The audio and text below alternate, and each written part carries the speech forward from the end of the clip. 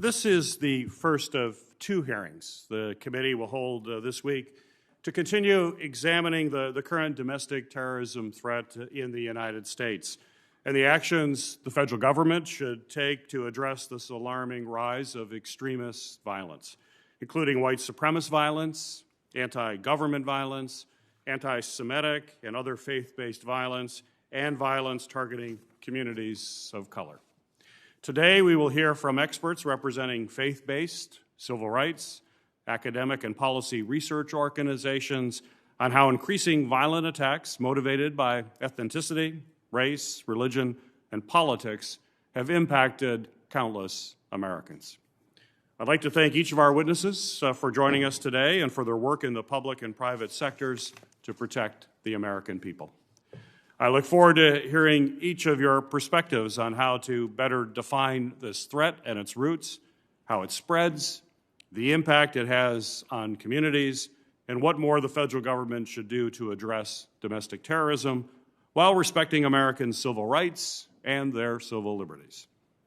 In the last few years, our nation has witnessed horrific acts of violence, such as the massacres at the Emmanuel African Methodist Episcopal Church in Charleston, the Tree of Life Synagogue in Pittsburgh, and a shopping center in El Paso that targeted Black, Jewish, and Latino Americans, respectively. Even more recently, we have seen rising violent attacks on Asian Americans and a growing anti-government movement that planned and executed an attack on the seat of our democracy earlier this year. While these only represent a handful of attacks driven by white supremacy and violent extremism, each one takes an unimaginable toll on the victims and their families. Communities across the country live in fear that they could be attacked or murdered on the street, in their place of worship, or while going about their daily lives just because of who they are. I'm particularly concerned that these attacks, along with the growing climate of hateful rhetoric, intimidation, and targeted violence that we are seeing across the country, are a signal of something worse to come. If the federal government does not take swift action to address this festering threat, I fear we'll see more tragic attacks and lose more lives to domestic violent extremism.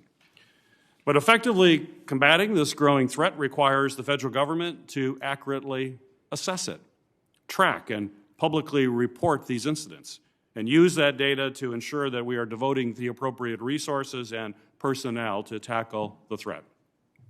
Organizations like the Anti-Defamation League and the Center for Strategic and International Studies have tracked data related to domestic violent extremism and concluded that our nation is facing the highest levels of violence based on religion, race, ethnicity, and politics in decades. I'm disappointed that despite these clear warning signs, the federal government has failed to effectively track rising domestic terrorism threat. I've been raising concerns about this failure for years. I worked alongside Senator Johnson to write a provision signed into law as part of the 2019 National Defense Authorization Act to require DHS, FBI, and the Office of the Director of National Intelligence to better track and publicly report this critical data. Despite passing the law, the first report was nearly 9 months overdue and did not provide all of the requested data. We need to get serious about taking on these heinous threats and the violence that stems from them. In my view, we must change the way the federal government approaches domestic terrorism. That will require not only improving the way government tracks the threat, but also better understanding how these hateful ideologies spread across social media platforms and how that online transmission can lead to real-world violence. This is an issue that this committee will continue to examine throughout the year. And I look forward to taking what we learned from our witnesses today and using it to inform our efforts going forward. Whether we are conducting oversight or working on additional policy solutions, we must ensure that we're doing everything in our power to address the grave threat posed by domestic terrorism. With that, I'll turn it over to Ranking Member Portman for his opening comments. Thank you, Mr. Chairman. I appreciate your holding this hearing to examine the persistent and concerning threat posed by domestic terrorists and violent extremists. This is a threat to communities all across our country. Today, we will hear from representatives of certain communities that have been affected by the violence they have experienced. While I'm very much looking forward to hearing their testimony, it's important we recognize all communities that have been impacted by domestic terrorism and violent extremism. Not all of those are represented here today. It's important to recognize the threat of all types of domestic terrorism. Interestingly, just in the last week here in the United States Senate, we have been learning more about one of those domestic terrorist threats listed by the Federal Bureau of Investigation that we won't hear about today. This is eco-terrorism. It turns out that one of the nominees from the Biden administration, nominated to run the Bureau of Land Management, had been involved in eco-terrorism, putting spikes into trees that then cause injury to loggers and others who were involved in timbering. So there are lots of kinds of terrorism. Domestic terrorists and violent extremists are not a new phenomenon, nor are the methods that are used to advance their causes. As chairman of the Permanent Subcommittee on Investigations, which is a subcommittee of this full committee, I held a hearing in July of 2016 examining foreign terrorists' use of our Internet and social media platforms for radicalization and recruitment. That hearing was also aimed at understanding the threat and how the federal government was and should be addressing that threat, and we heard directly from witnesses at the Department of Homeland Security, the Federal Bureau of Investigation, and the State Department. This was a bipartisan investigation that was shocking. I'm disappointed that we will not hear testimony today from a single government official about how the federal government is addressing the domestic terrorism and violent extremism threat. Each of the witnesses at that July 2016 Permanent Subcommittee Investigations hearing highlighted the challenges we face in combating terrorism and violent extremism in the age of the Internet, including the reality that the digital environment often accelerates recruitment and radicalization efforts, and the speed with which individuals online can mobilize to violence, often referred to as the flash-to-bang effect. 5 years later, we are still seeing the same weapons being used within our own communities, and we are also increasingly seeing many domestic violent actors connecting with and learning from foreign groups and individuals. Domestic terrorists and violent extremists, inspired by a range of ideological beliefs, on the right and on the left, are increasingly using these digital platforms to spread hate and incite violence here at home. As Americans, we value our First Amendment rights, of course, including the right to express our beliefs. But nothing gives someone a right to carry out acts of violence. We must also acknowledge recent violence in the form of assaults on government, specifically law enforcement. Violent extremists from all segments of the ideological spectrum are increasingly targeting the military, law enforcement, and government personnel. I wrote a letter to the Department of Homeland Security, to the Secretary of Homeland Security, Mayorkas, in May, requesting information on what the department was doing to deter and combat these violent attacks, including on their personnel. Any attack on our nation's law enforcement or other government officials is an attack on the rule of law and on our American ideals. The safety and security of our communities has been a key priority for this committee and for me. After the Pittsburgh Tree of Life tragedy in October of 2018, I brought together leaders of faith-based groups and nonprofit entities across Ohio for a faith security conference in Columbus to discuss how to best respond to these threats. We had the Department of Homeland Security there. We had the FBI there. We talked about what could be done, and at that conference, we said that Congress can and should do more. And I redoubled our efforts here in Congress to provide communities with the resources needed to protect themselves from acts of violence. I've worked to establish and support the Department of Homeland Security's Nonprofit Security Grant Program, which allows nonprofits to apply for funds they can use to secure their facilities.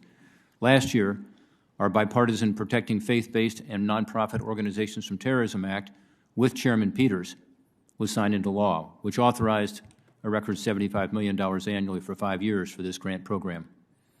Further, in wake of the recent violence against religious communities, I sponsored the bipartisan Pray Safe Act with Senators Hassan, who's with us today, Senator Johnson, Rounds, Peters, and Rosen, to establish a federal clearinghouse so that faith-based entities can access safety and security best practices, available federal grant programs, and training opportunities.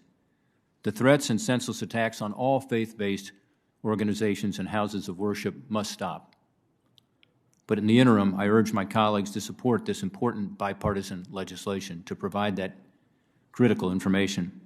I'm pleased to see my former Ohio colleague in the U.S. House of Representatives among our witnesses today, Eric Fingerhut, and I appreciate his personal commitment to and the Jewish Federation of North America's support of the Pray Safe Act and the Nonprofit Security Grant Program. Let me be clear, there is no place for hatred or bigotry of any kind toward our fellow citizens. In confronting these challenges, we must take a holistic approach to these threats. Today's witnesses will speak to this topic. We also need to hear and learn from government witnesses who are not here today about the magnitude of the threat and how the federal government is responding to it. Only after hearing these relevant perspectives can we develop a comprehensive strategy to combat these troubling trends. I appreciate the witnesses being here today. Again, I look forward to your insights and perspectives, but most importantly, your ideas on how we can better combat terrorism and violent extremism in our country so that we can learn what more Congress can and should do to counter those threats. Thank you, Mr. Chairman. Thank you, Ranking Member Portman. And as you're well aware, this is a complex and an important issue, and I agree with you that we need to hear from government witnesses. It's our intent to bring them in when we come back in September to have a hearing with them to pick up on what we're going to cover today as well as on Thursday.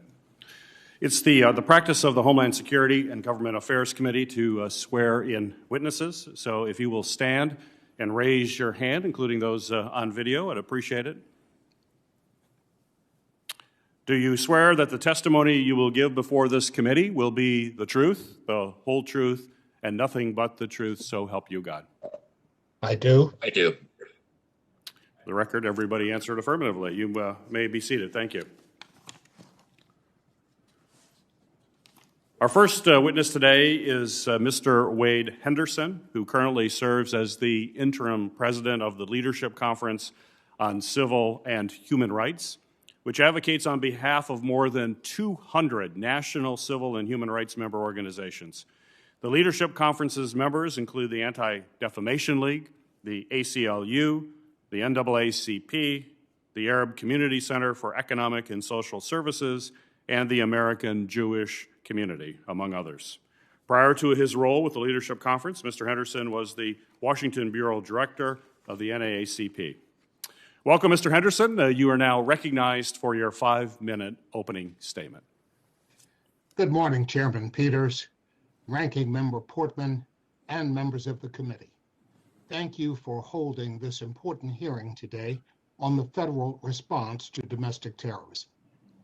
Last week, the House Select Committee held its first hearing investigating the violent January 6th attack on this very institution, an attack fueled by white supremacy. We all saw a Confederate flag unfurled in the Senate chamber that day. We all saw people wearing anti-Semitic paraphernalia. And we all saw a noose constructed outside of the U.S. Capitol. It was unlike anything we have experienced since the Civil War. As we heard from Capitol and Metropolitan police officers who were on the front lines that day, the horrific consequences of the insurrection are still with us now. And for our diverse coalition, made up of more than 220 national organizations committed to the protection of civil and human rights, this violence is anything but new. For more than 400 years, Black, Brown, and Native people and other marginalized groups have borne the brunt of structural inequality, racism, and discrimination. Policies like American chattel slavery, the forced removal of Native people from their homelands, Black codes, Jim Crow segregation, redlining, lynchings, and racial discrimination have all contributed to intergenerational harm that persists today. Indeed, today marks the 2-year anniversary of the tragic attack in El Paso, Texas, when a white supremacist gunman murdered 23 people. We know that for too long, the threat of this violence has been weaponized, not only by white supremacists, but also by laws and programs that target us, rather than protect us. To address white supremacist violence and terrorism, I'd like to offer 4 recommendations today. First, Congress must pass the For the People Act to push back against the great white supremacist lie that encouraged the January 6th insurrection and has given rise to unprecedented attacks against voting rights. This Friday marks the anniversary of the 1965 Voting Rights Act. The Senate must pass S1 and honor the many who gave their lives to protect our democracy. Second, Congress should demand that federal agencies show how they are fighting white supremacist violence through existing tools and reject any new domestic terrorism charge or sentencing enhancements. There are already more than 50 terrorism-related statutes on the books and over a dozen other criminal laws, some of which are being used to prosecute the January 6th insurrectionists. Our nation's long history of abusing national security mechanisms, including the use of COINTELPRO against Dr. King, the post-9/11 targeting of Arabs and Muslims, and the FBI's prioritization of, quote, Black identity extremists, unquote, serve as cautionary tales of how expanded national security authority leads to unjust targeting of already over-policed communities. Third, Congress must identify ways to address and dismantle white supremacy in law enforcement. While many police officers work to fulfill their duties honorably, transformational change is still needed to address the culture of policing that helps promote white supremacy groups, as well as discriminatory policing practices and policies that make us all less safe.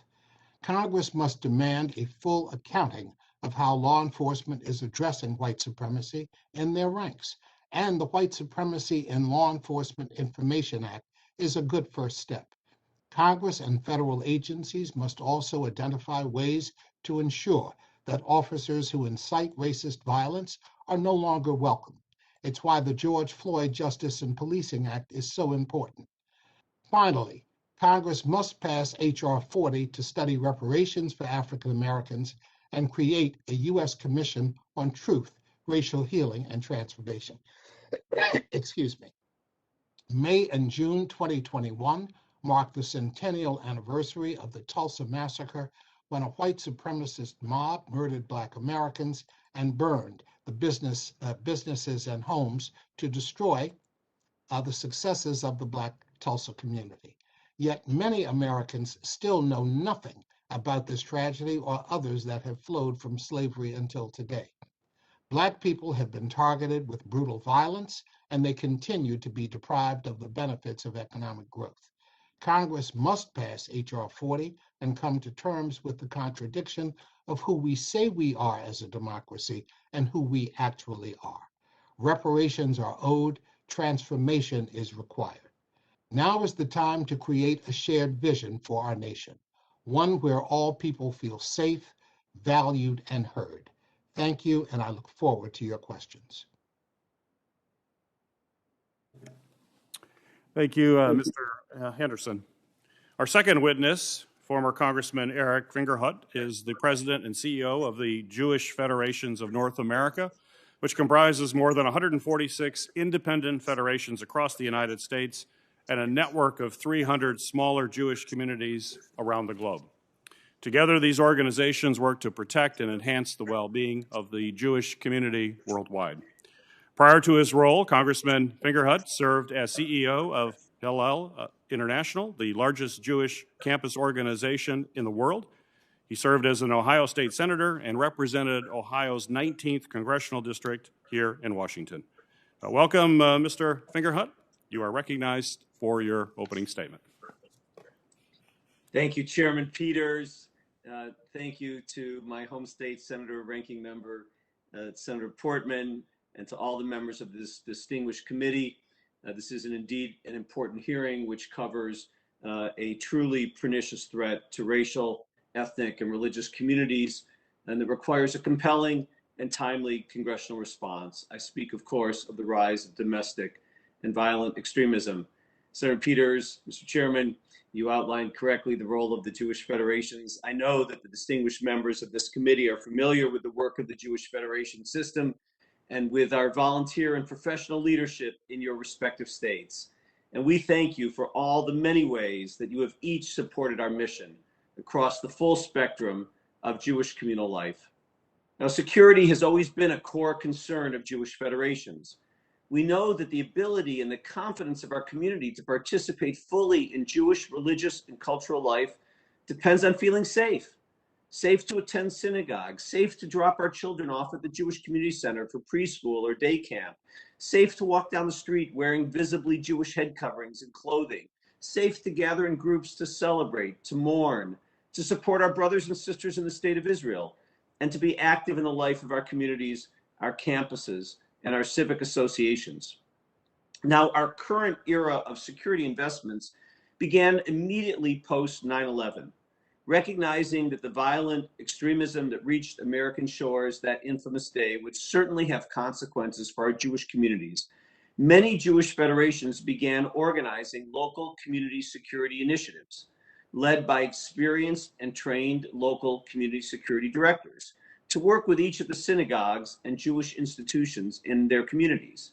Today, roughly 45 Jewish federations have such initiatives, and are currently raising and allocating approximately $30 million in private funds to this effort, above and beyond what each school, each synagogue, Jewish community center, and social service agency must spend on its own security. And we are in the middle of an extensive national effort called Live Secure to ensure that every Jewish federation has such a system in place for its community. Now, at the national level, the Jewish Federations of North America helped create the Secure Community Network to offer the support our communities needed to establish and maintain these initiatives, as well as to provide communications links to and liaison with national law enforcement. We've been proud to work with the Department of Homeland Security since its creation to advance this work. Now, Mr. Chairman and members of the committee, for the Jewish community, the rising threat not only includes, of course, the horrific killing of 11 Jewish congregants who were praying at the Tree of Life Synagogue building in Pittsburgh, Pennsylvania in October 2018, but also includes the mass shootings at a synagogue in Poway, California in December 2018, and at a kosher market in Jersey City, New Jersey in December 2019, the deadly machete attack at a Hanukkah celebration in Muncie, New York, also in December 2019, the numerous physical attacks on the streets of Brooklyn and other communities that appear related to the clothing and appearance of Jewish victims, and now the most recent multiple stabbing of a rabbi in Boston this summer in front of the synagogue where he works. And of course, these are further exacerbated by the appearance of too many instances of anti-Semitic arson, vandalism, and disrupted plots and online hate that contain implicit threats of violence to come. To say that the Jewish community regards physical safety as today's highest priority and as a matter of great urgency is not an overstatement.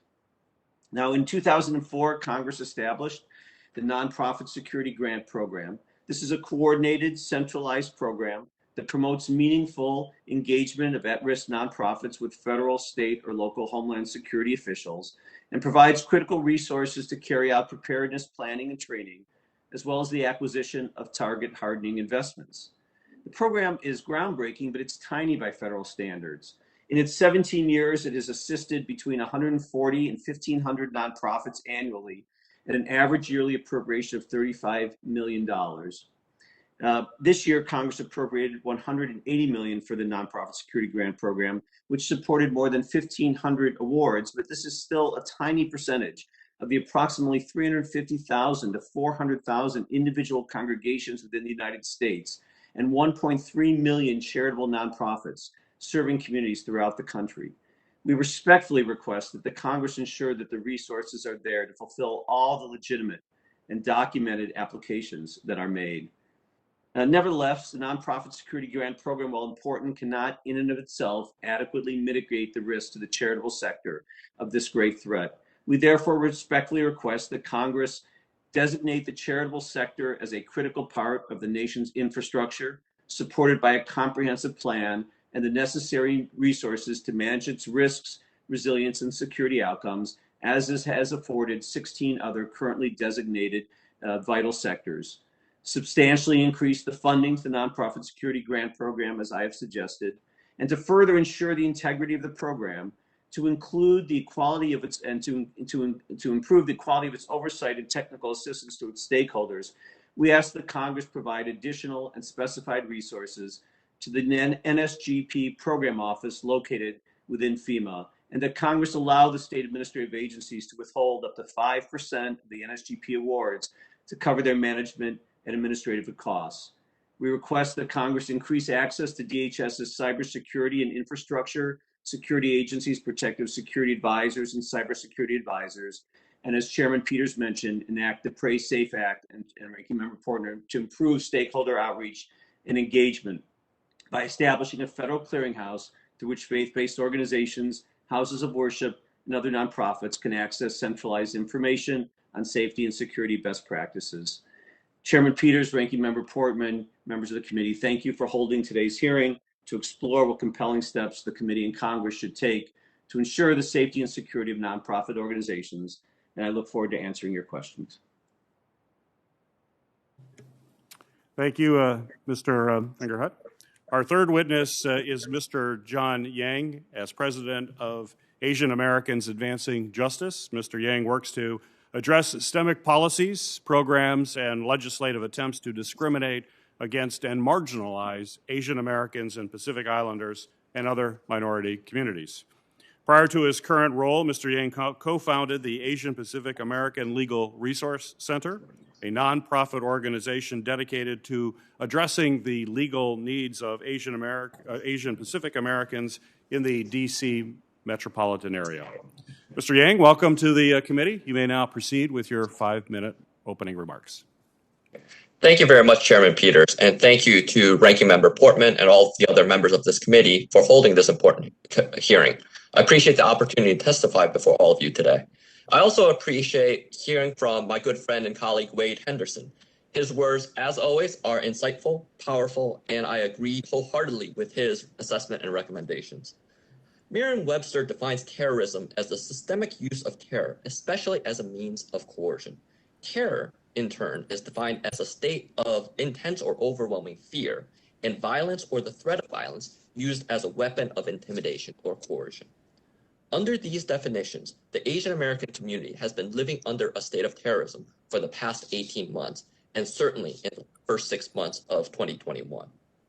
A Pew report shows that over 60%, or approximately 60% of Asian adults have heard people express racist or racially insensitive views about people who are Asian than it was before COVID-19. A similar Ipsos survey in 2020 showed that over 60% of Asian Americans witnessed someone blaming Asian Americans for COVID-19.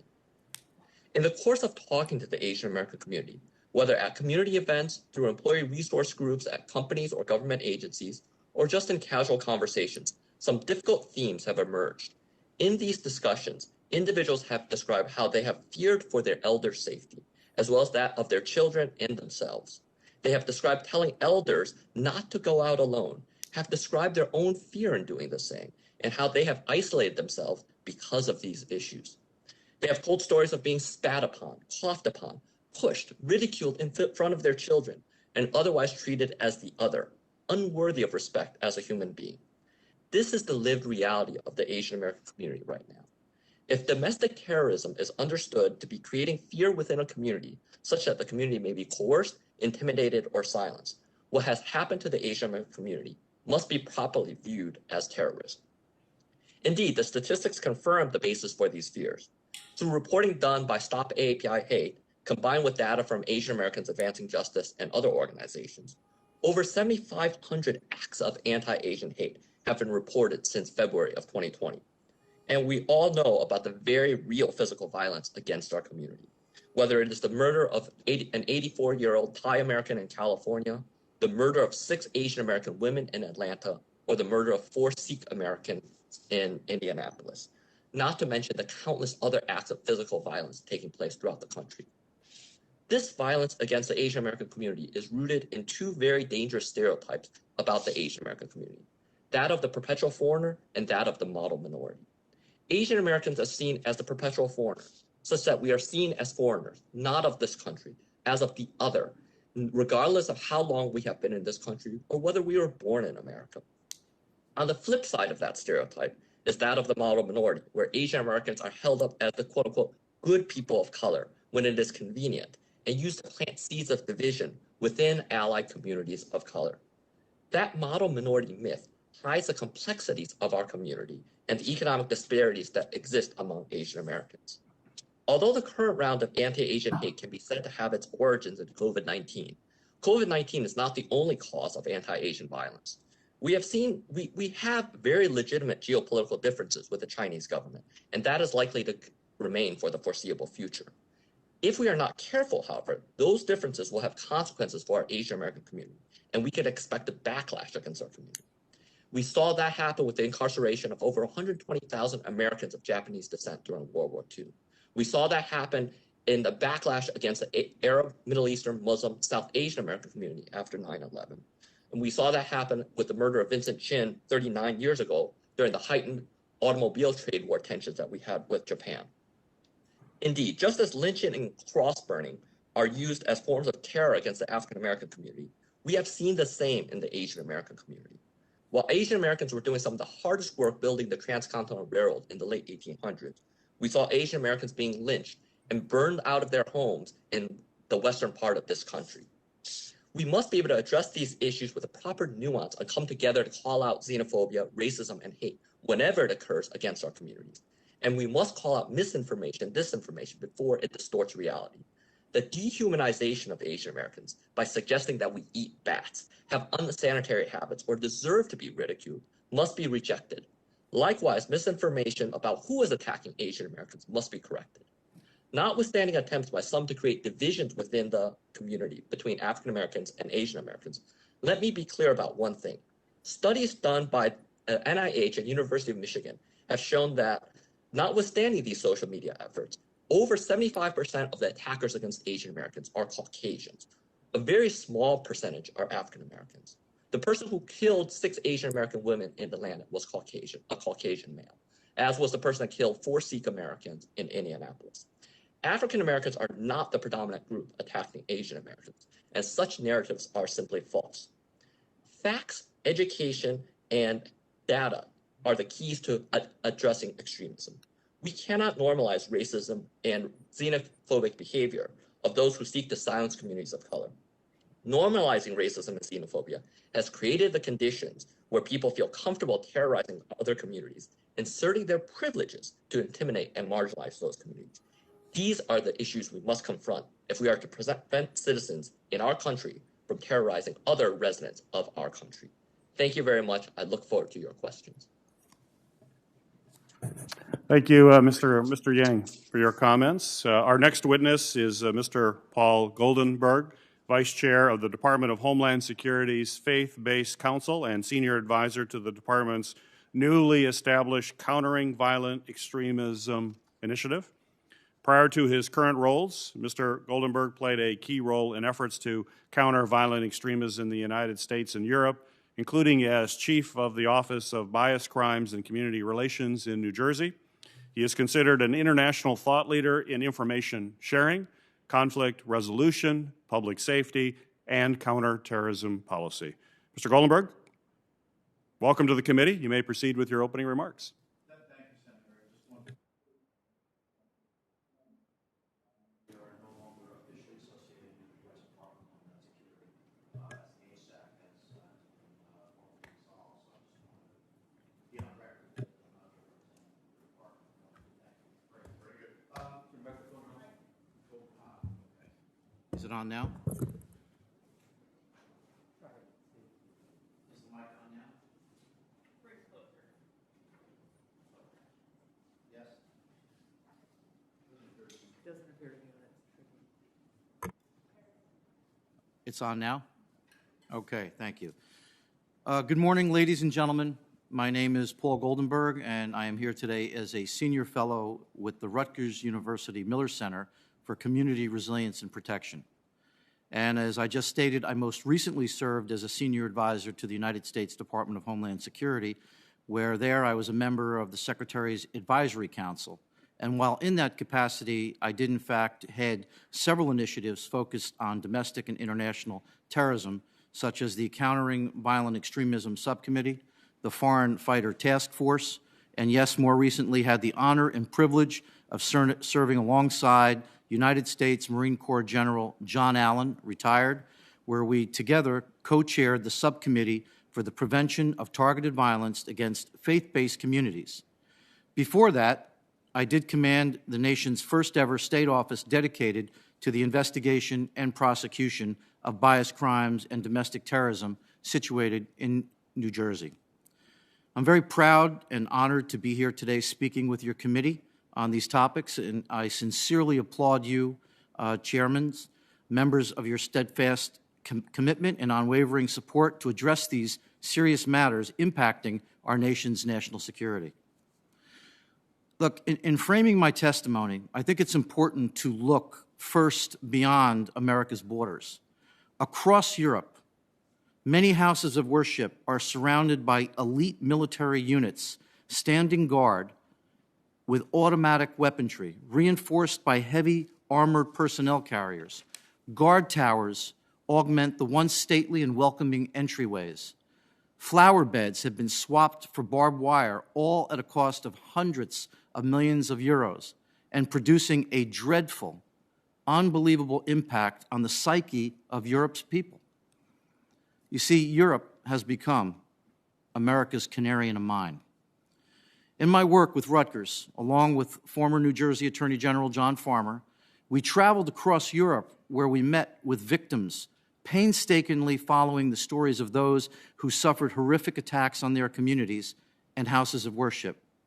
Right here in the United States, as part of our work with the HSAC subcommittee, we had the sobering and humbling experience of meeting members of communities who had directly experienced the terror and violence, many of which were themselves victims of targeted attacks. Without exception, as these communities worked through their grief, they were so eager and committed to helping the members of our subcommittee with our work. You see, the adverse impact that violent extremists and domestic terrorists, including those inspired by white supremacist ideologies, are having on vulnerable communities are difficult to overstate. From Oak Creek, Wisconsin, to Whitefish, Montana, from Southern California to Sutherland, Texas, from Minneapolis to Pittsburgh, targeted violent attacks against vulnerable communities and the institutions they represent have struck at the very core of American freedoms. Standing out not just for the escalating death toll, but for the cruelty of wounding and killing people at their most vulnerable, while assembled in their houses of worship for prayer. What was once unthinkable has become almost anticipated. The increasing influence of white supremacist, separatist, radical right, left extremist ideologies and inspiring acts of domestic terror and targeted violence is moreover not a matter of political opinion, but a demonstrable fact. Most attacks are committed primarily by lone attackers as opposed to organized cells or through a system of cells. There are, however, a lot of similarities to the attacks once perpetrated by ISIS, jihadists, white and black separatist groups, and other extremists. They're acting very much alike. These bad actors are radicalized and freely communicate as a part of a wide-ranging movement. The social media platforms and individuals that frequent and govern these sites have implemented a comprehensive transnational outlook, very much like ISIS inspired and connected with their potential radicals across the globe. While supremacist and similar violent extremist groups now share manifestos, conspiracy theorists, hate literature, and are connecting daily with like-minded persons online, beyond the conventional social media platforms, white supremacists and other violent extremists are using lesser-known platforms as well as encrypted channels.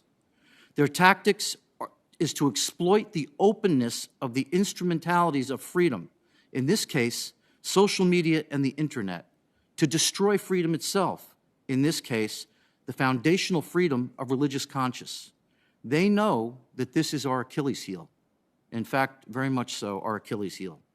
The primary inspiration behind many of these targeted attacks is to force us to not merely question our fundamental safety and security as a nation, as well as our ability to protect ourselves, our neighborhoods, and our families, but to challenge our behaviors.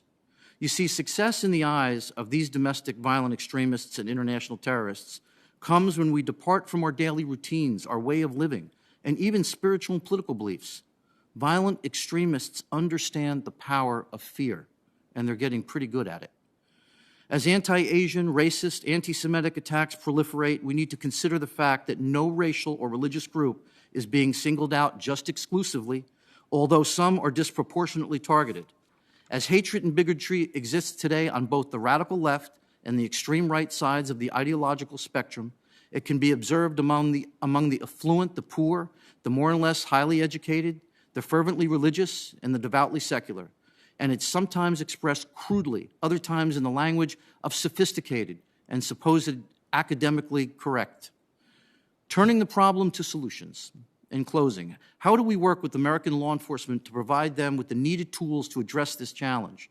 Notwithstanding the existing framework, gaps do exist in law enforcement as they have been hampered in addressing the rise of white supremacist and other domestic-related attacks by the inability to classify such attacks as acts of domestic terror. The absence of that category has led law enforcement to treat attacks committed by violent extremists at times as isolated, unconnected incidents. It has also rendered of extremely limited value the uniform crime reporting and other reporting mechanisms which may record similar events differently. In the absence of the ability to label white supremacists and other like-minded extremist groups as acts of domestic terrorism, I have been informed by state and local law enforcement that they have been unable to avail themselves of resources dedicated to countering these types of terrorism incidents, such as additional personnel, training, and essential technologies that are supported by federal grant programs. I've come to learn that the goal of violent extremists is often not just to cause loss of life. More perilously, it's to wear us down, and that it's begun to do, psychologically, emotionally, and spiritually, causing our endurance, our determination, and moral to decay and ultimately disappear. As attacks perpetrated from these extremists and other similar separatist groups grow in number, we should be concerned that an adverse public reaction may generate something that these bad actors could never have achieved on their own. In closing, it's about educating lay leaders, community leaders, staff, administrators, teachers, and by more effectively working with our nation's law enforcement community.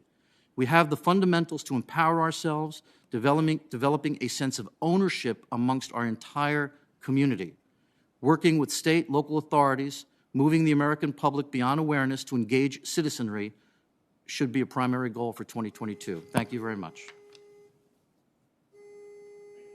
Thank you, Mr. Goldenberg.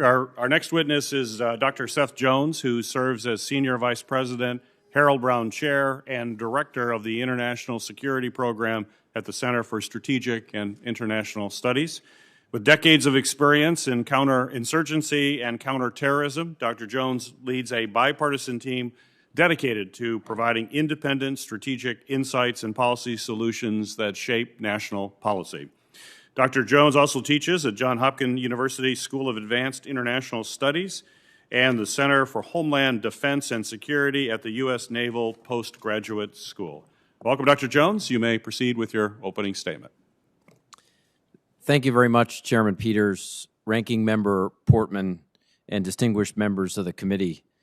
This is an important subject, and I'm glad we're here to discuss this. As this testimony will highlight, objective analysis, sound data are more important than ever to gauge the nature and the threat of domestic terrorism, as well as effective responses, including responses that Congress can take the lead on. I'm going to divide my brief comments into 5 sections. First, let me just highlight the terminology I'm going to use, and I think it's important. I'm going to focus here on terrorism, which includes the deliberate use or the threat of violence by non-state actors in order to achieve a range of goals, generally political goals, and to create a broad psychological impact. In my judgment, violence and the threat of violence are particularly important components of what I call terrorism and are an important aspect as we get into discussions about free speech. Free speech is certainly protected in the United States. Violence, including the threat of violence, start to cross lines. I'm also going to leverage, as part of this, a data set that we have created at the Center for Strategic and International Studies that goes back to the mid-1990s and that incorporates approximately 1,000 cases, which I take to be roughly the universe of plots and attacks in the United States and a range of categories within those. Second, let me just touch base on some of the trends in incidents and fatalities, because I think, again, data here is important. What our data indicates is that in 2020, the last full year, the number of domestic terrorist attacks and plots increased to its highest level since at least 1994, which is the first year of our data. Though it is important to note that fatalities were actually relatively low. Happy to get into why that is, but we're seeing a rise in attacks and plots.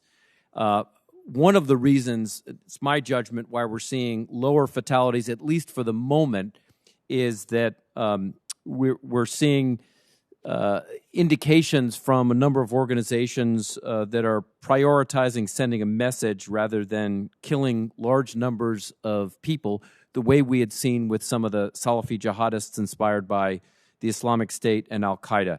But that certainly could change, and I think the mid-1990s, including the Timothy McVeigh attack in Oklahoma City, highlights some of the long-term challenges. Let me also talk about targets. As we've heard from others on this that have testified so far, our list of targets includes a range of individuals in the U.S. based on ethnicity, race, religious beliefs, and other factors. We've seen individuals based on the fact that they're Jewish and the targeting of synagogues, Asian Americans, African Americans, Latino Americans, and others, including based on their political persuasion, so highlighting the polarization of politics, that they've all been targeted. I would also highlight that our data shows that the highest numbers of individuals in 2020 targeted were those in the military, police, and within the government. A notable increase. And I would also highlight that we're seeing individuals target the military, police, and the government from all sides of the ideological spectrum, from anti-fascists and anarchists to those that are white supremacists and anti-government. So again, focus from all sides of the political spectrum. Touching briefly on the fourth area, tactics and weapons, we see a number of explosives and incendiaries used. You've seen vehicles, but in terms of lethal and fatal attacks, the highest numbers, generally by far, both between that 1994 and 2020 period, 66% of those fatalities from domestic terrorism were caused by firearms. 73% of fatalities from domestic terrorism between 2015 and 2020 were also caused by firearms. Let me just finish. This is the fifth area. My written testimony includes a number of issues worth considering from a congressional standpoint, and we've also heard a number of comments from those that have testified so far. But let me highlight one issue with which the chairman mentioned in his opening remarks, and that is, I think the federal government has to be much more transparent about the state of domestic terrorism. That includes data that the FBI, the Department of Homeland Security, and to some degree also the National Counterterrorism, we have to be more transparent as a federal government, including at the state and local level, in key trends. Numbers of attacks and plots, fatalities, targets, tactics used. I find the level of transparency troubling within the government, different in many ways from what we see from our partners overseas. British intelligence, including MI5, have generally been quite transparent about trends. The Germans have been quite transparent, including the Ministry of Interior. And when I was in the U.S. government, in the Department of Defense, we were very transparent when I was there about the significant acts, which included terrorism in Afghanistan and Iraq. We are not there at this point, and I think this is an important component that you have already pushed and need to continue. So with that, I will hold my remarks, and I look forward to the questions. Thank you. Well, thank you, Dr. Jones, for your testimony. Mr. Henderson, you represent over 200 civil rights organizations, including ACLU, the NAACP, Access, ADL. So that means you and your members are basically at the forefront of the horrible and deadly reality that the threat of domestic terrorism presents from white supremacist, anti-government groups, conspiracy theorists, and a list of violent extremists that are operating in our country. My question to you, sir, is, in your view, how has this threat evolved for your members over the last few years? Thank you for the question, Mr. Chairman. This issue of domestic terrorism, hate crime, violence, call it what you will, has been a significant problem throughout the history of the African American experience and many other communities, as I mentioned in my formal testimony, that have been marginalized in American society throughout the time of their presence in this country. Again, I noted, of course, the experience of African Americans with chattel slavery, with Jim Crow segregation, with the deprivation of access to the right to vote, and continued violence directed toward our communities by way of lynching and pogroms that have actually occurred in communities like Tulsa, Oklahoma, and like the community in Florida that has been affected by all of this violence. The same is true of other groups. My colleague John Yang talked about the deprivation of liberty suffered by Japanese American citizens during World War II, or the experience of Native Americans who were forcibly relocated from their ancestral lands. All of these communities have experienced periods of violence directed at their members for a variety of reasons, but all of it stems from a source of white supremacist attitude toward these communities and the denial of their right to equal citizenship and equal protection of the law. Of course, the problem has been exacerbated in recent time by the availability of social media. And social media has contributed to the radicalization of individuals, to the isolation of others in ways that have fostered their involvement in this kind of white supremacist hate crime violence. It is an ongoing, continuing problem, one of significant magnitude, and needs to be addressed. Domestic terrorism is the #1 priority of the Department of Justice and the Department of Homeland Security. And so labeling does matter.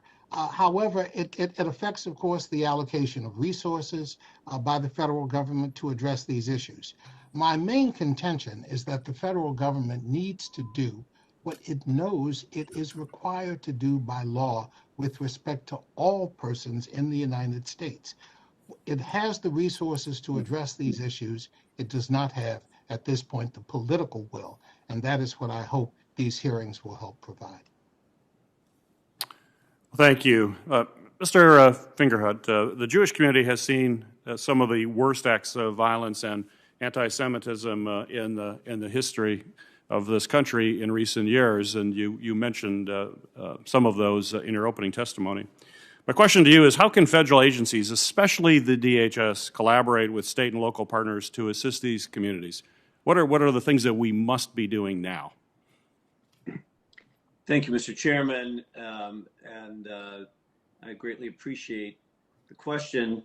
Of course, as I emphasized in my testimony, the support of the federal government for the Nonprofit Security Grant Program is essential.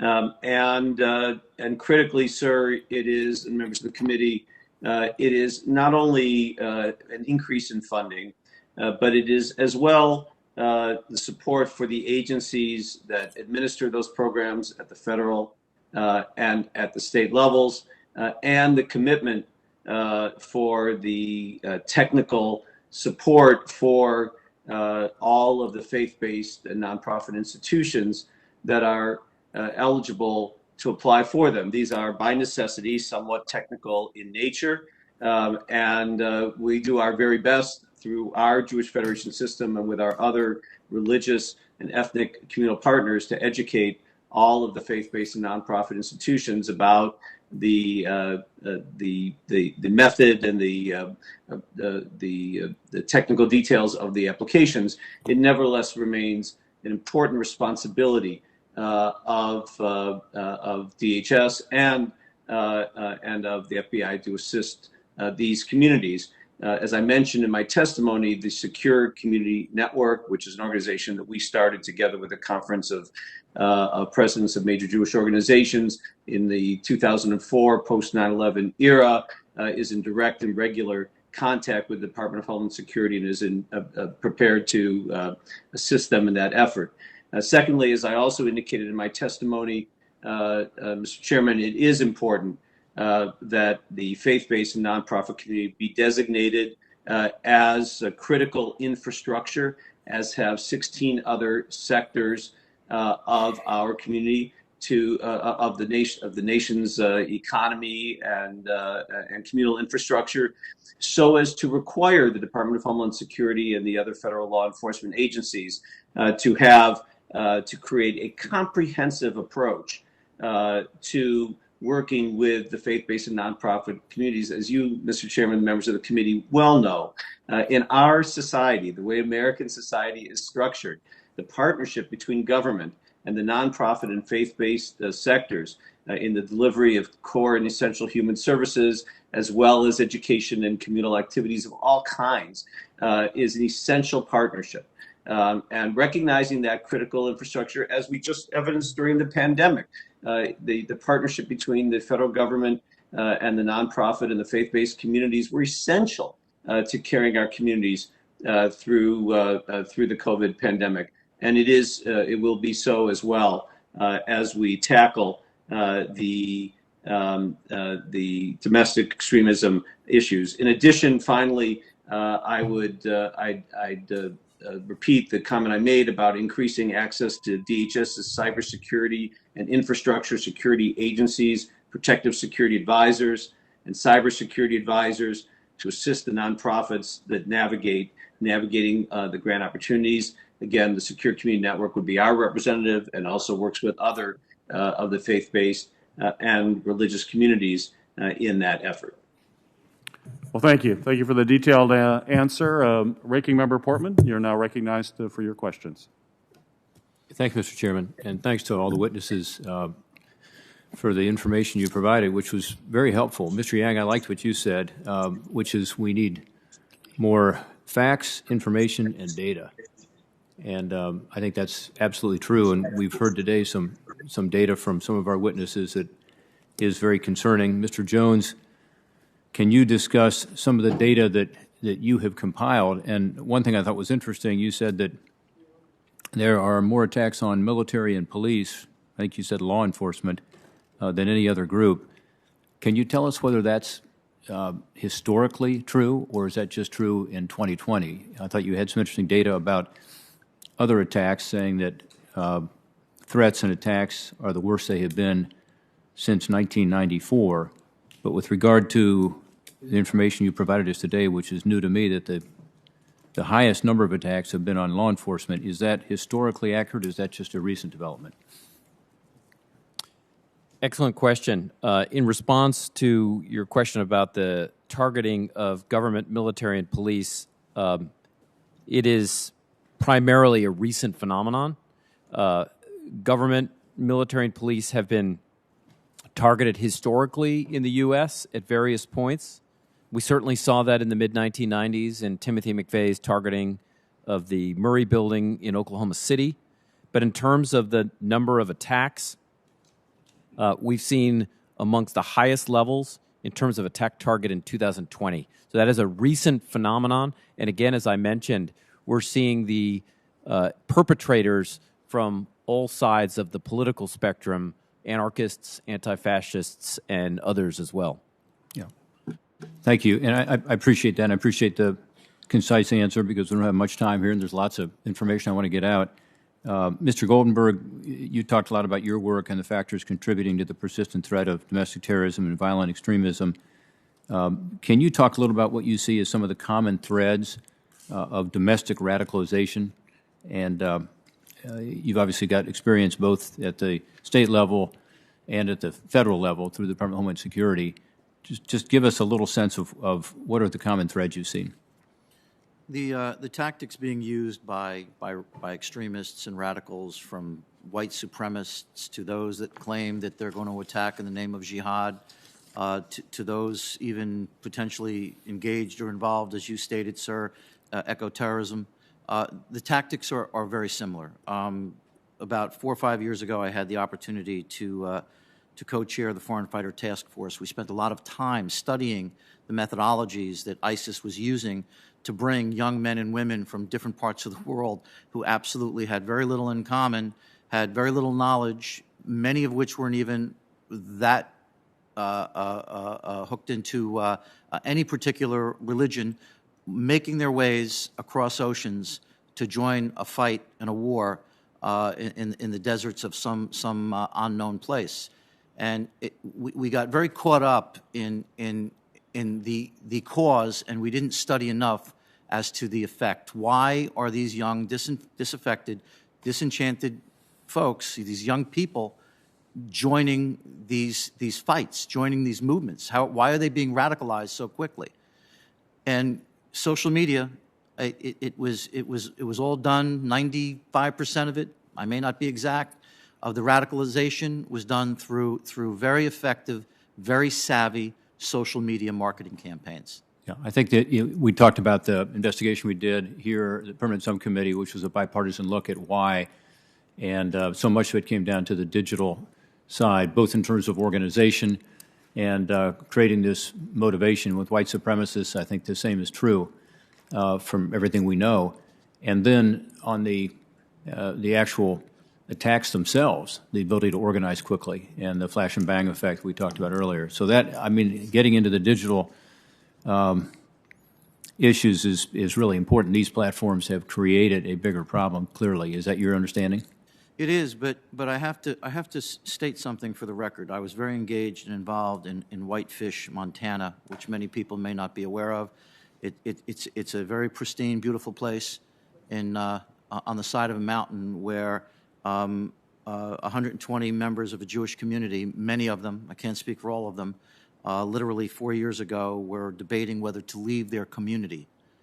They were terrified. They were petrified because they were being attacked and trolled and threatened online from some very dangerous people. Some of these websites that were calling for attacks on this small Jewish community. In fact, the common denominator of these websites is the fact that members of those sites were involved in over 100 to 120 murders around the world, including Breivik, including several other major incidents here.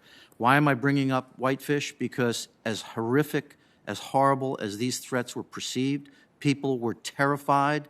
It was, in my mind, a domestic terrorism incident, and it was very difficult to get any agency to even investigate it.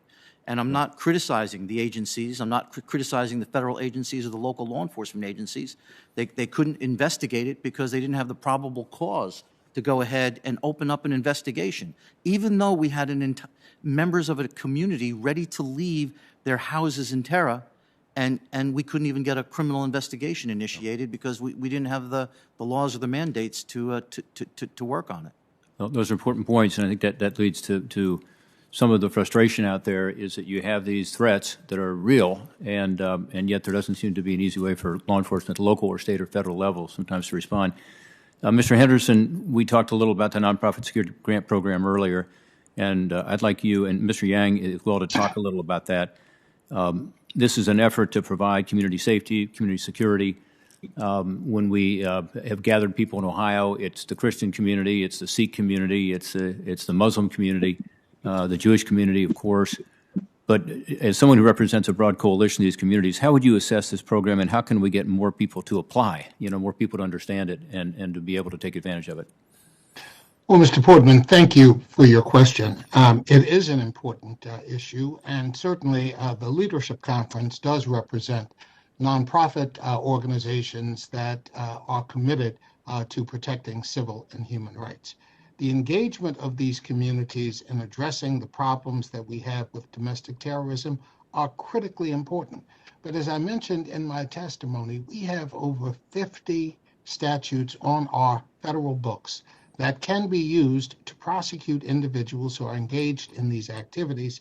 I alluded to the fact that those who are charged today with some of the violence directly related to the January 6th insurrection are being prosecuted based on these provisions. I think certainly educating nonprofit groups about the circumstances involved with domestic violence, encouraging the FBI and the Department of Homeland Security to help educate these communities as well on how to apply for these grants, how to use them appropriately, would be a very constructive contribution that would help these communities better understand how they can be a part of the solution to the problem. But I think the biggest issue that we have before us is how do we encourage the federal government and the appropriate agencies to use the tools at their disposal to prosecute domestic terrorism in an appropriate way. That does include, of course, educating individuals on the use, or rather communities, on the use of these nonprofit grant programs. I commend you for your support of them, and I hope they will be a part of a constructive, comprehensive effort to address this problem going forward. Well said, Mr. Henderson. We've got to go to our next questioner, but let me say that the Pray Safe Act also provides this information of best practices, which I think is really critical, and Senator Hassan is actually a co-author of that legislation. I know she's going to question next, but I think that's another place for information that is easily accessible online, and I hope that this hearing, among other things, will give more people an understanding of the importance of that. Thank you. Well, thank you, Senator Portman. I want to thank you and Chairman Peters for holding this hearing. I certainly want to thank all of our witnesses, not only for being here today, but for the work that you do. And Mr. Goldenberg and Mr. Jones, I want to start off with following up on some of the discussion you've had with both Senator Peters and Portman on the issue of online radicalization. Mr. Goldenberg, in your testimony, you compared some of the online radicalization techniques of groups like ISIS to similar efforts used by domestic terrorists online today.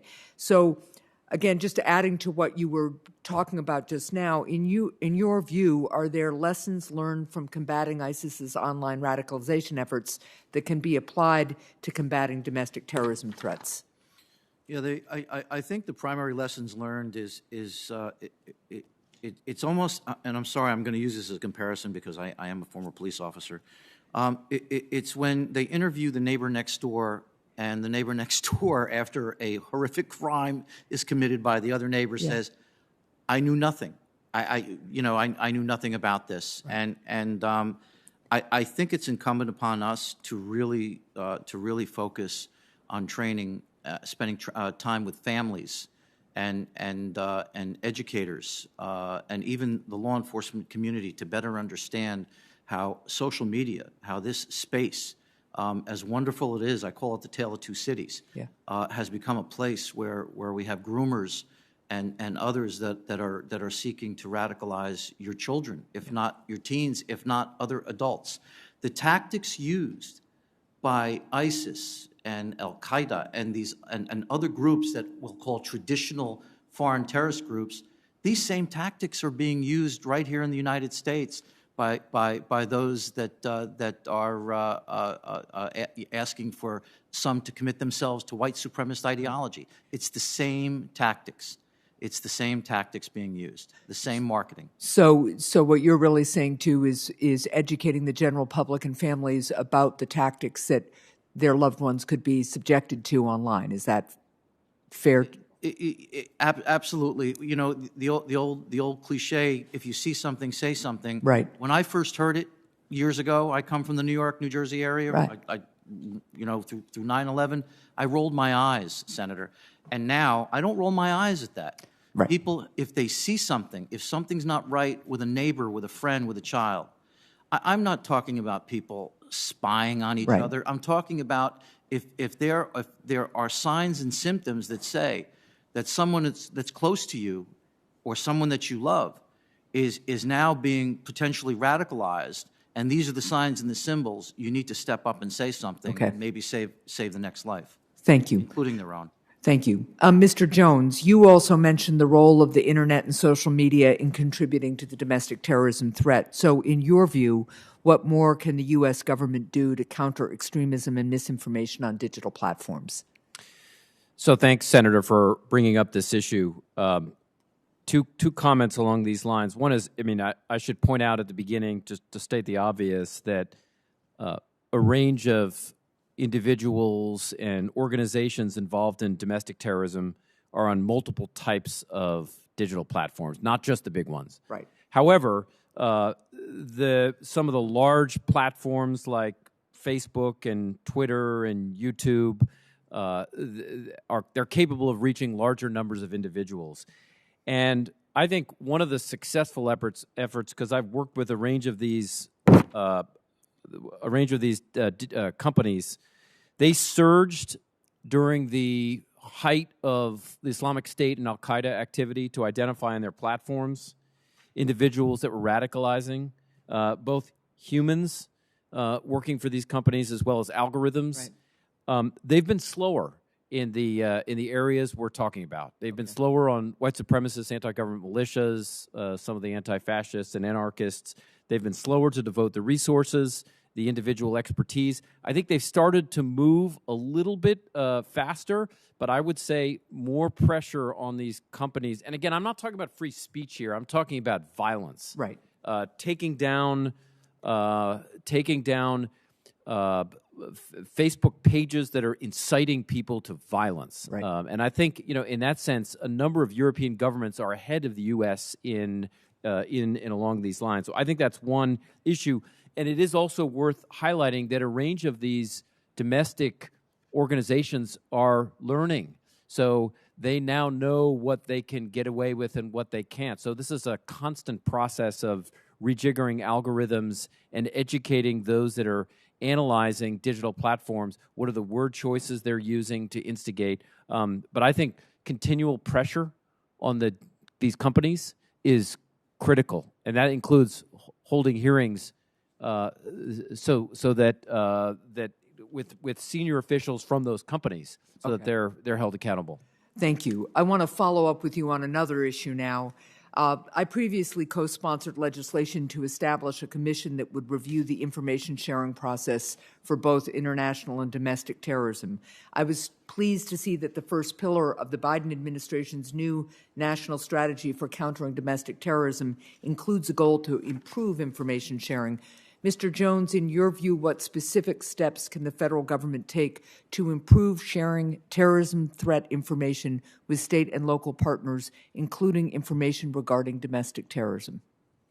Well, look, I think there is an important role. The National Counterterrorism Center has increasingly, and I think this is important to recognize that we talk about domestic terrorism, including here, but there is a lot of overlap between domestic and international terrorism.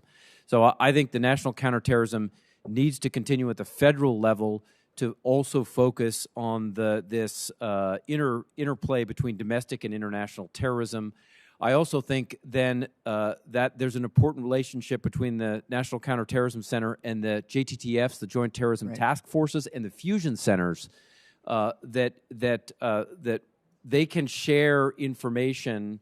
So the FBI LEGATS oversees the legal attaches, and those that are embedded in JTTFs as well as the National Counterterrorism Center. I think there is an important need to continue to push information from the federal level down to the state and local level and ease a little bit these walls between international and domestic. I think NCTC has been far too conservative in defining terms. Thank you very much. I am running out of time, so I'm going to submit my last two questions for the record, but I just wanted to thank Senator Portman for his partnership on the Pray Safe Act. And Mr. Fingerhut, I will be submitting two questions for the record to you about the importance of having a clearinghouse for faith-based organizations and houses of worship about best practices, as well as just trying to get your comments on ways we can continue to work with the nonprofit and faith-based community on the nonprofit security grant program so that they are better able to access these grants, and perhaps we can streamline the application process for them. So thank you all so much for your expertise and for sharing it with us this morning. And I see that the chair is back, so I'm going to hand the gavel back to him.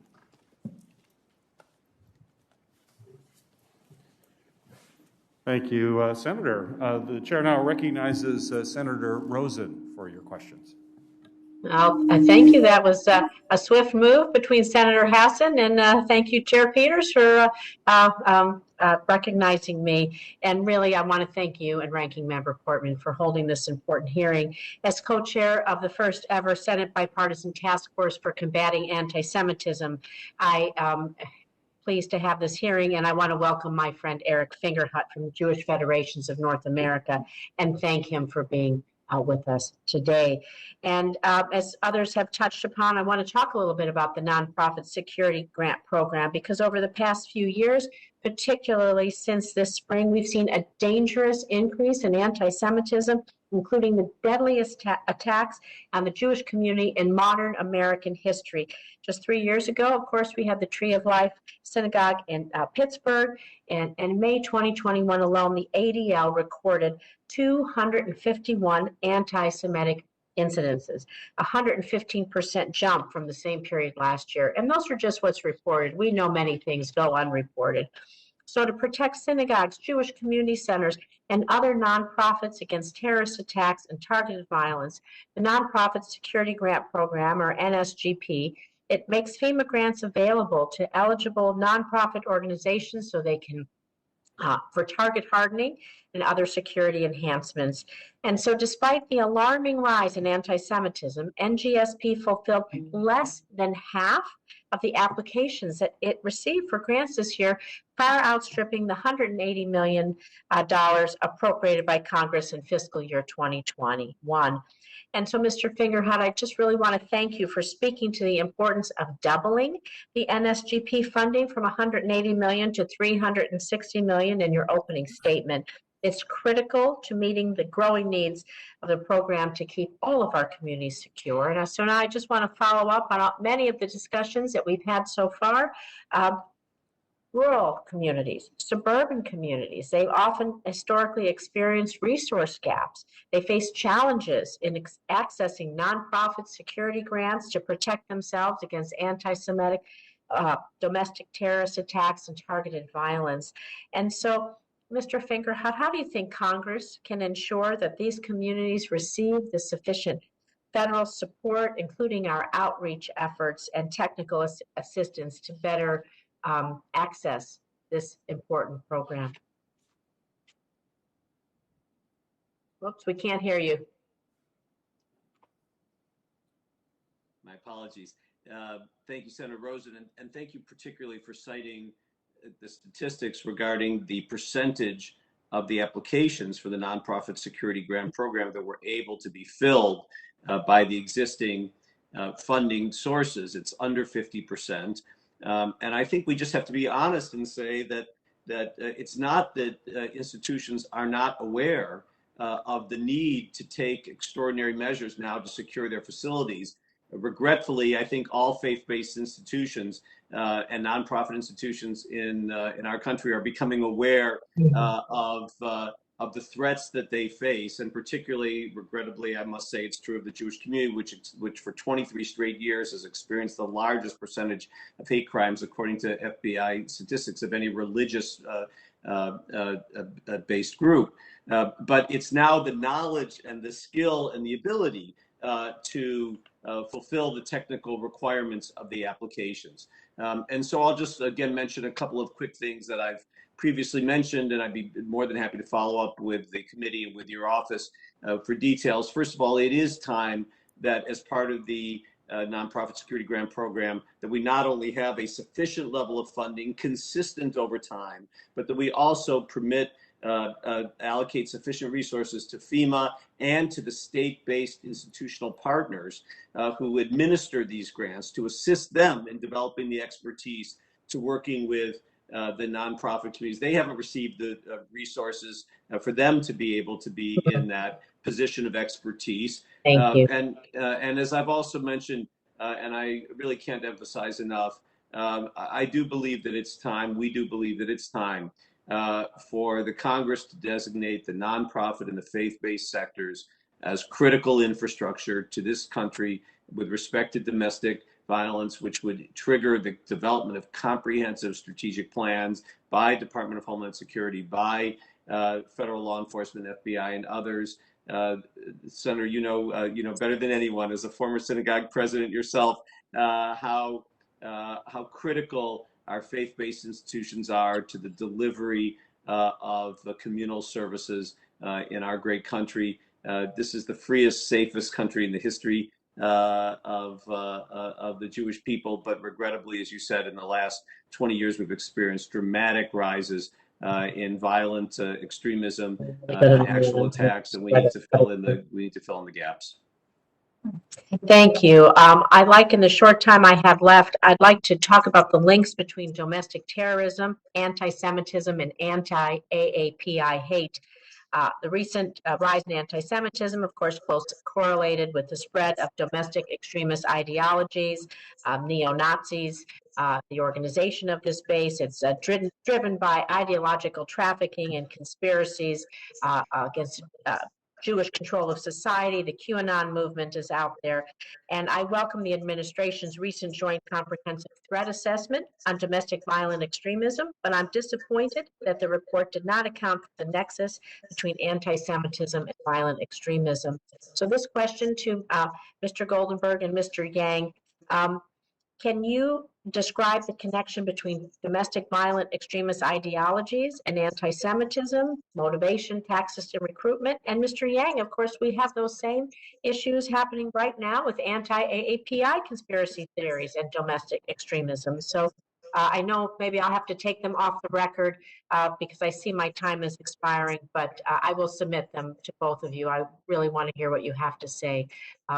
We need to be a no place for hate society, and we have to stand together in this fight.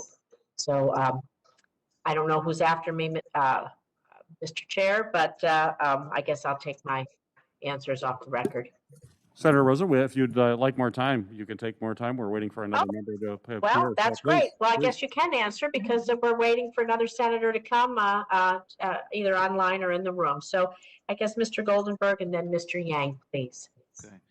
Yeah, there is an absolute common denominator between the violent extremists on the right and the violent extremists on the left. And that common denominator, unfortunately, for some of these groups is their apparent hatred of the Jewish people. It is, we have seen online, we have studied some of the rhetoric and the chatter, and in many cases they may not agree with each other theoretically, politically, or any other which way, but when it comes to their hatred of the Jewish people, they use the same anti-Semitic rhetoric, the books, the elders. I can mention a half a dozen different the protocols of Zion. They actually share this information with each other. So if they completely disagree, sometimes even violently with each other on many other issues, at the core, it's anti-Semitism that unfortunately does bring them together. Thank you for that disturbing answer. Mr. Yang, can you talk a little bit about the connection of these anti-AAPI conspiracy theories and domestic violence that we've seen, particularly on the rise during COVID? Absolutely, and thank you for that question. I think one common denominator that we haven't talked about, both with respect to anti-Semitism and anti-Asian American hate, is this climate of fear. This notion that, we are living in fear, we have to blame someone for the fear. Here, it's with respect to COVID-19 as it applies to the Asian American community. And what we are seeing is misinformation, disinformation, about the origins of COVID-19, if you will, the fact that Asian Americans eat bats or that Asian Americans are unsanitary, and that is why COVID-19 is here in the United States. One of the first physical attacks against an Asian American down in Texas was by a person against a father with two very little kids. And at the same time, he was saying, you guys are the reason that COVID-19 is here. So what we need to do is make sure we don't sow those seeds of fear. And that's incumbent on all of us as leaders to use the right words. That's not going to do the trick alone, but to make sure that we are not part of the problem in creating that climate of fear, that somehow we have to fear Chinese people or fear the Asian countries. That's what we've seen also in the Jewish American community, as you know, is that fear is what drives some of the extremism that we've seen. So those are a distinct element that I would want to name right now. Thank you. And Dr. Jones, I'm going to follow up for the record because I'm way over my time, but I really want to talk about the specific steps the administration that we can take to address this linkage between bigotry, anti-Semitism, anti-AAPI hate, other forms of systemic racism, and with violent extremism and especially white supremacy. So thank you for indulging me, Senator Peters. I appreciate it. Well, thank you, Senator Rosen, as always, for great questions. We appreciate those and appreciate the answers. Mr. Yang, you've talked quite a bit today about the increased violence against Asian Americans, and we've had discussions related to social media and how that is really just say furthering some of these attacks in communities across the country. I would like you to talk a little bit specifically with Asian Americans as to how social media and misinformation related to COVID-19 has particularly had a significant impact on your community and what we should be doing about it. Thank you very much for that question. There's a couple of things. Number one is, with respect to that misinformation, that actually caused an effect on the Asian American community with respect to COVID-19 before any other community, before anything else. Even before we had the first case of COVID-19 here in the United States, Asian Americans were being discriminated against, especially in their businesses, because about this misinformation about the hygiene of Asian American businesses, about the cause of COVID-19 and how Asian Americans might be special carriers of that. Then that translated into actual cases of violence against our community because of what we saw on social media. The number of times that we saw that picture of a fake picture of an Asian American eating a bat that caused so many attacks against our community. Before this hearing, I took a quick look at the statistics with respect to anti-Asian attacks against our community from our own website. I've recorded very quickly over a dozen cases in which, while that person was attacking an Asian American, they were talking about Asian Americans eating bats.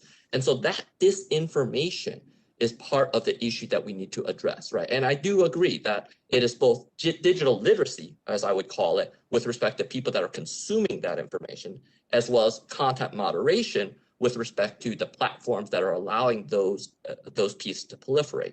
But again, I would also go to the source, which is, who is it that is causing that or seeding that racism, seeding that extremism? Because those are also the groups, the individuals that we need to address head on. Thank you, Mr. Goldenberg. As a former vice chair of DHS's Faith-Based Advisory Security Council, you made a number of recommendations regarding how the department should address the rise of violence in faith-based communities. My question for you today, though, is given where we are today, what do you think is the most important action that the Department of Homeland Security must take? I think it's ownership.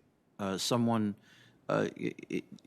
department is vast. We all know several 100,000 good individuals are over there. And the initiative really needs to have ownership, someone at a very senior level that could transverse across all the various divisions and departments and offices that really focuses on this issue. And I have to agree wholeheartedly with Eric Fingerhut, whom I know for several years, that this should be considered a part of critical infrastructure. If our houses of worship are not critical infrastructure, I'm not sure what is. And as I said before, it has definitely become an Achilles heel. We also, in one more thing we do need to be thinking about, and I'd like to put on the record, is the fact, with First Amendment, with threats that are coming through social media, the fact that we have people in vulnerable communities that are deeply concerned about their safety and security and feel terrorized by threats vis-a-vis social media, where is the law broken? When can an investigation be opened up? Where does DOJ or a state's attorney's office, where can they now open up an investigation predicated upon a person's concern that their safety is at stake? And that's a great concern right now. Take a look at how many cases have been opened up where someone is threatened over the internet and there's absolutely nowhere to go with it. You don't even know what agency to report it to. So these are the things that I think that we need to be very focused on. Well, thank you for that. Senator Ossoff, you are now recognized for your questions. Thank you, Mr. Chairman, and thank you to our panelists for your invaluable contributions today. Mr. Henderson, I'd like to begin with a question directed to you. You noted in your testimony that in 2017, the Department of Justice found that while just over 7,000 hate crimes had been reported, they assessed that the real number was likely in the range of 250,000. What legislative action is needed to ensure we have a clear national accounting of hate crimes that's accurate and consistent over time so that we can track these trends with more accuracy? Senator Ossoff, thank you for that question. As you know, there is the Hate Crimes Statistics Act, which I believe was first enacted in 1991. It requires police departments around the country, law enforcement institutions, to report hate crimes that have been brought to their attention. But the information provided to the federal government is voluntary. The number of police departments that participate in this effort has always been relatively small in comparison to the number of entities existing in the country. And most of the information provided is incredibly incomplete. But there is no sense of urgency, no sense of obligation on the part of these departments to provide that information. Certainly, Congress could make reporting mandatory, and that would help. And certainly providing departments with the technical skill to document and record hate crime violence reported to those institutions would be a huge help. And lastly, public education, trying to educate communities about the existence of this violence, what constitutes a hate crime, and how to go about documenting it would be an additional help. So I would argue that strengthening the Hate Crime Statistics Act is the first and most compelling step to be taken, but I think there are other collateral efforts, as we have just discussed, that could be supportive of that effort as well. Thank you. Thank you, Mr. Henderson. Would you kindly be willing to work with my office to determine how such legislative remedy might be most constructively drafted? Senator Ossoff, we would welcome that opportunity and appreciate very much the invitation to do so. Thank you very much. Mr. Yang, I'd like to check in with you on a matter of particular concern across the country and to many of my Asian American constituents in Georgia, and that is these appalling attacks in particular on Asian elders across the country, which you note in your testimony. Would you please provide the committee with an update on the trend, the incidence of these attacks, what you're currently seeing and analyzing?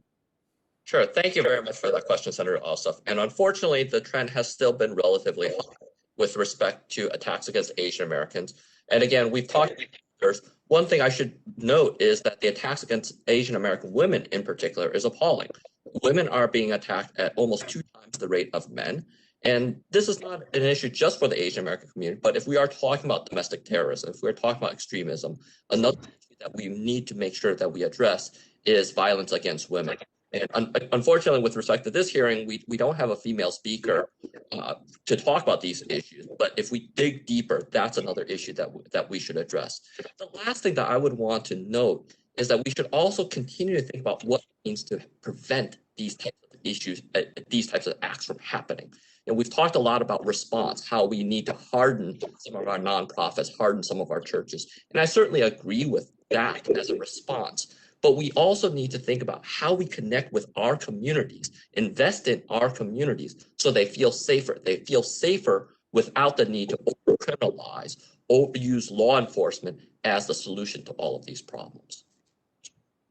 Thank you, Mr. Yang. Mr. Fingerhut, I'd like to talk a bit about federal policy that helps to secure places of worship as well as nonprofits. I would just note it's on the one hand, a signal of progress. I think that Georgia elected for the first time a black man and a Jewish man to represent our state in the U.S. Senate. I was sworn in on the Chumash that belonged to Rabbi Jacob Rothschild, who'd been the chief rabbi at my childhood synagogue, the Temple, which was bombed by white supremacists in 1958 in retaliation for Rabbi Rothschild's alliance with Dr. King and support of the civil rights movement. It is certainly my ambition that we strengthen and sustain the vital and historic alliance between blacks and Jews in America, which was forged with such intensity during the civil rights movement.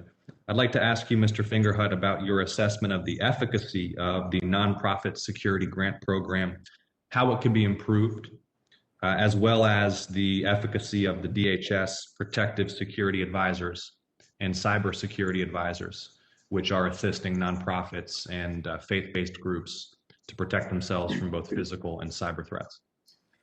Thank you, Senator Ossoff, for the question and the historic significance of your election and that of Senator Warnock was certainly well noted within the community, as was the dramatic personal statement you made with regard to your choice of the Tanakh, the Hebrew Bible, for your swearing in. And we commit to you, together, of course, with the Jewish Federations located in your home state of Georgia, particularly, of course, our great Atlanta Jewish Federation, to work as closely with you and Senator Warnock as we possibly can, as well as on a national basis to fulfill the vision that you've so beautifully laid out for us here.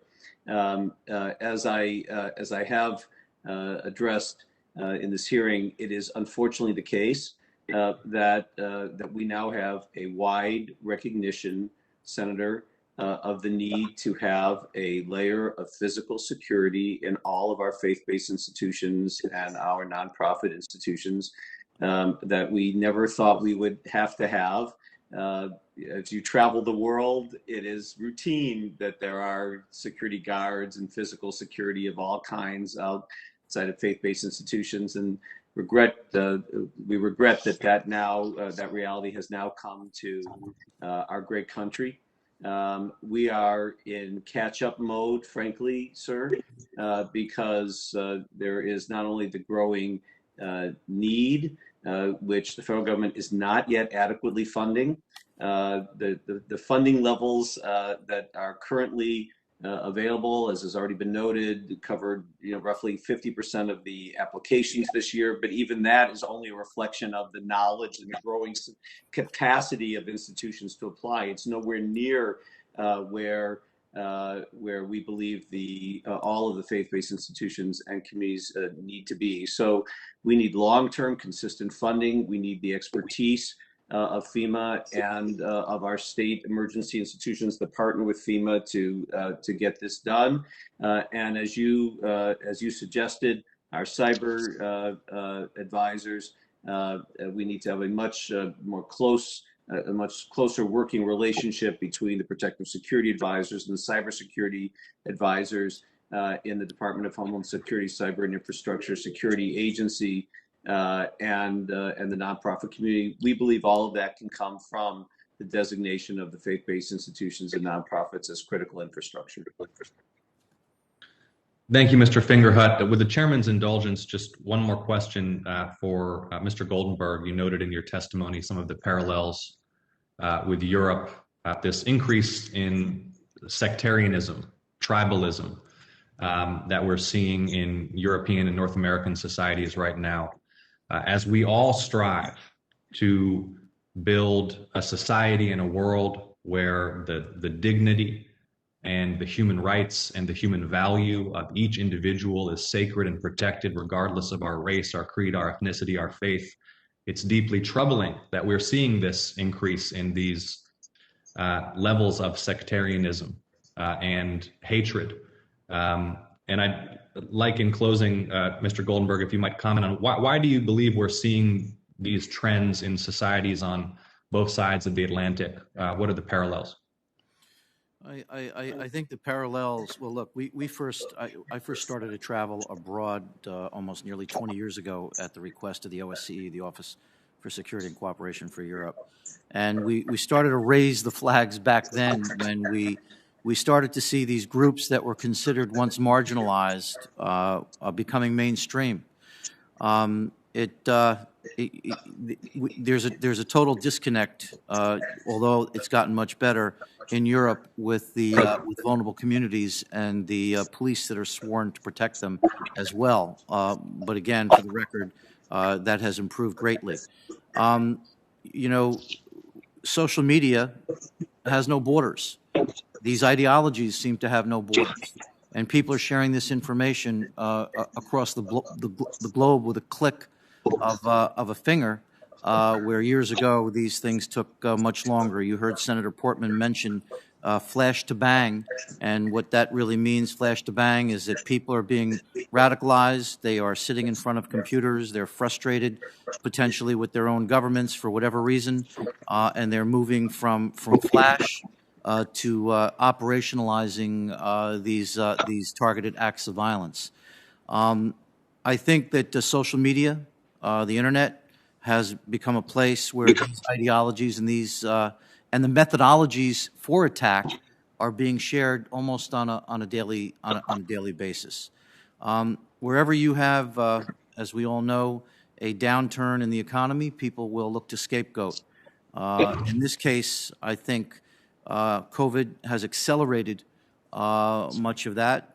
For the first time in history, billions of people were home sitting in front of their computers and depending on information that they weren't sure is factual or not factual. So we're in a very fragile place right now. And what we've seen 10, 15 years ago, as I stated, 20 years ago in Europe, has come to fruition here in the United States.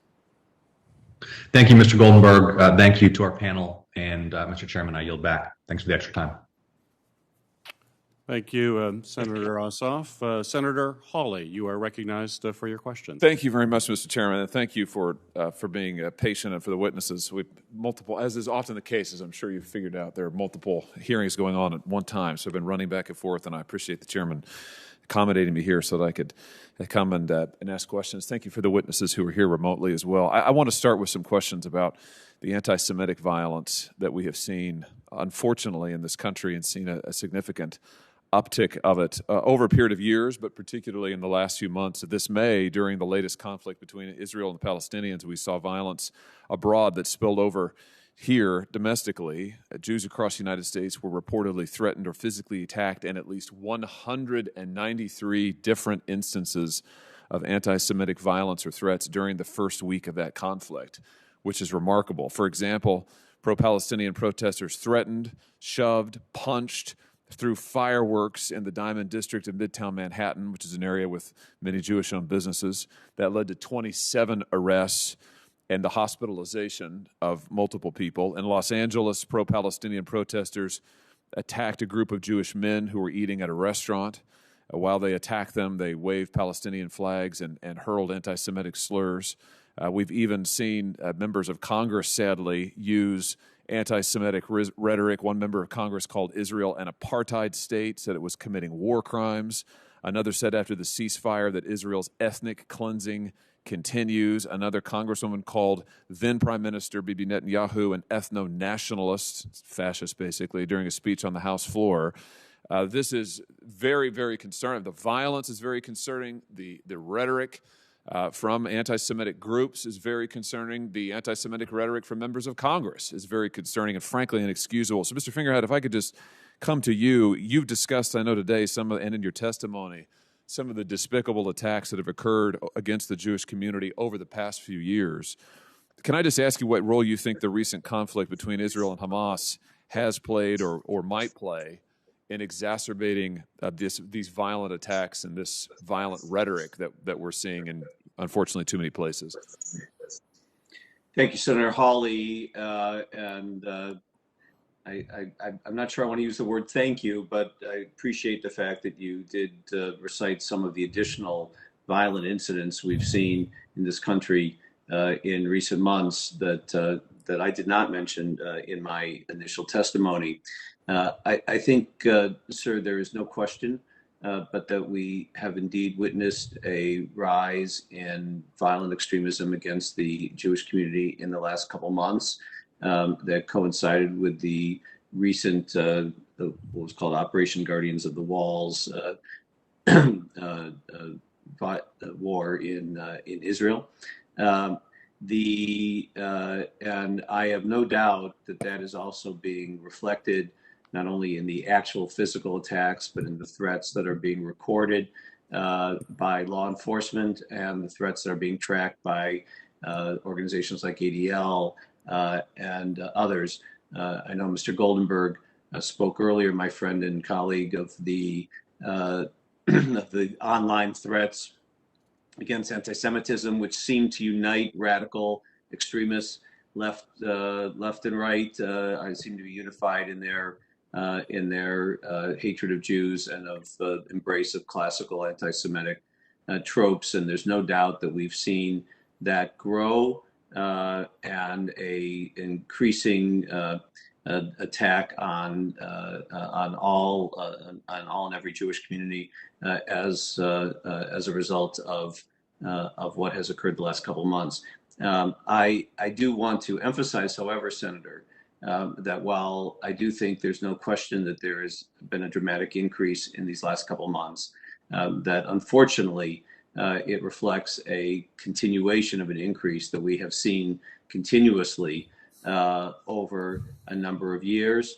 That, as I indicated earlier, I believe since the passage of the Hate Crime Statistics Act, which Mr. Henderson spoke so knowledgeably of earlier in his responses to the panel's questions, that for 23 straight years of the gathering of the statistics under the Hate Crime Statistics Act by the FBI, the Jewish community was the religious organization singled out for the largest number of those recorded statistical threats and attacks.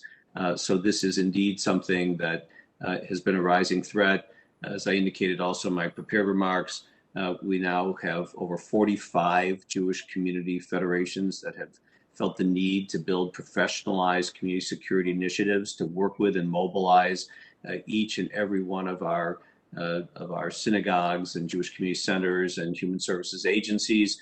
And we are in the midst of a national campaign to extend that umbrella everywhere. We are continuing to build the resources of our secure community network to work with DHS and FBI. So the increase we've seen recently builds on top of, unfortunately, a very significant rise over recent years. Yeah, thank you for that. And what you're saying, in other words, is that sadly, this is a trend. It is a trend of many years in the making, and recent events have accelerated it. And it's unbelievably sad that the security measures that you've just described, that so many synagogues and other Jewish communities, neighborhood communities are taking, it's unbelievably sad that these measures are necessary, and it's unbelievably wrong that they are necessary in this country. I want to ask you, just to come back to the events of this last May, this last spring, do you think that the current administration offered enough support for the Jewish community during the recent conflict? And I mean American Jews, the Jewish community in the United States. And is there anything else that, in a proactive sense, you would like to see the administration or Congress do? And here's where I'm going with this, Mr. Fingerhut. It just simply can't be that every time there is a conflict involving the state of Israel, that it therefore becomes okay to attack American Jews. It becomes okay to engage in anti-Semitic conduct publicly. I mean, that just simply can't be the case, because, as you say, we're dealing here with a long-term rise in anti-Semitic conduct. And the idea that, we'll just say that it's anti-Israel and therefore it's okay. I mean, that we cannot possibly condone that as a way to see further, to excuse further violence, further rhetoric. So what more can Congress and the administration do? Yes, Senator Hawley, first of all, I could not agree with you more that it cannot possibly be okay, and it is not okay that every time there is conflict in the between Israel and its neighbors, that it results in a rise in anti-Semitic attacks in this country. It is unacceptable, and I agree with you completely. You asked two different questions. The first was you asked about the response of the President Biden and Biden administration. I will say that they did speak out forcefully with regard to the increase in anti-Semitism that came about during this most recent conflict. I want to thank Mr. Henderson, Mr. Yang, and all the other civil rights organizations that joined in a forceful statement letter to President Biden. I believe over 180 organizations spoke out together at that time to the president, to the Biden administration, and the president personally responded within 24 hours to that letter. I also want to acknowledge the recent nomination of Professor Deborah Lipstadt as the special envoy for anti-Semitism, something that had been long sought by the Jewish community and that we hope the Senate will take up expeditiously. I want to acknowledge as well, also again with Mr. Yang, we were proud to support together with the Asian American Pacific Islander community and the Leadership Conference the No Hate Act, which recently passed, which will enhance the crime and statistics. So as to your second question, Senator Hawley, with what regard to what more Congress can do, I believe we've covered it to some extent, but I know that it's important to repeat because of the nature of this hearing that we are nowhere near the funding levels necessary for the nonprofit security grant program.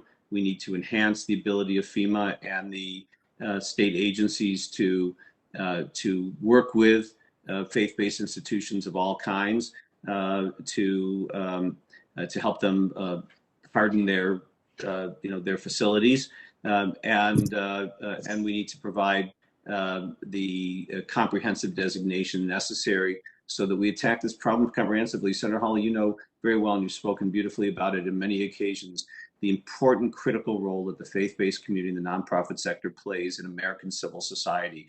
We are partners with government in every respect in delivering human services and caring for our community, in providing the emotional and educational well-being of our community.